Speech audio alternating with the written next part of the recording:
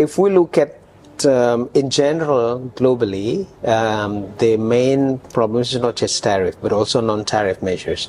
But I think what Trump suggests is actually from the American point of view, because United States is the world's largest importers.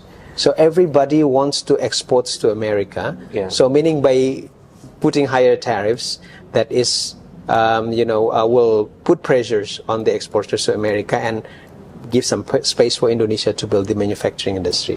But by imposing high tariffs on all exports, all goods, Yeah. but will that affect America's inflation? That's true, of course. The people will pay the price. Yes, that's true. So that's why that's the thing, that the downside of putting tariffs in America is the higher inflations, the very thing that the Americans, especially the Federal Reserve, try to fight, in the last, 1 or 2 years, to fighting inflations.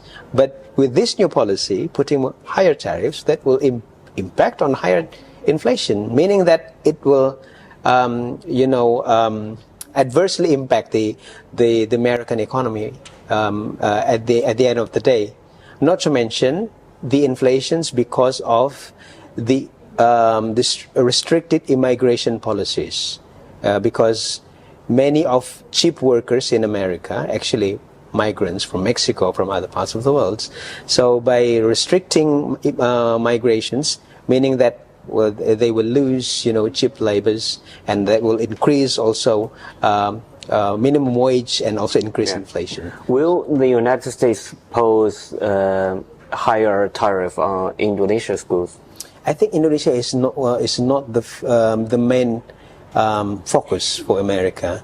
Apart from China, in the second administration of Trump, Trump also focused on other countries like Mexico and even Vietnam. Yeah, Vietnam Malaysia. and maybe Malaysia.